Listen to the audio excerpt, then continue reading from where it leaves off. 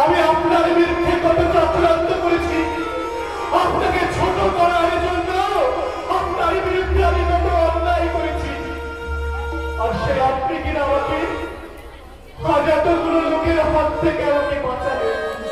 আপনি মানুষ না ডাক্তারবাবু, আপনি দেবতা ডাক্তারবাবু, আপনি দেবতা। কেন আমি মানুষ নই? কেন আমি দেবতা? কেন আমি দেবতা?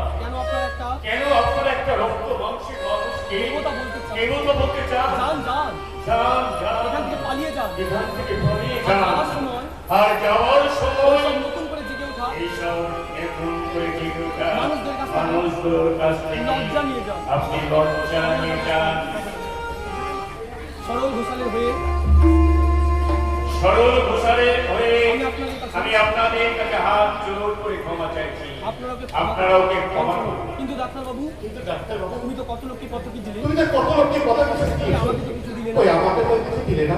আপনি আমার কাছ থেকে কি চান বাবু? আমি তোমার কাছ থেকে আমি তোমার কাছ থেকে আমার ছোট মধু অঞ্জলি স্মৃতি আমার ছোট গল্প অঞ্জলি স্মৃতি লিখতে চাই। অঞ্জলি স্মৃতি। অঞ্জলির স্মৃতি। হ্যাঁ ডাক্তারবাবু, হ্যাঁ ডাক্তারবাবু, আপনি আমাকে আপনি জানাতে আমার চান চিকিৎসা করে সুস্থ করতে চাই। তেমনি আমার একইভাবে আমার থেকে চিকিৎসা করে তার চিকিৎসা দিয়ে বোকারাম, আমি আমার অঞ্জলি স্বামী হওয়া সত্ত্বেও এখনো পর্যন্ত জানতে পারলাম না অঞ্জলি আসলে কে। অঞ্জলি কে?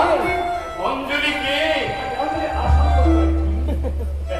হাসবেন না ডাক্তারবাবু, কুমারী ভাই হাসবে না ডাক্তারবাবু, কুমারী বলো।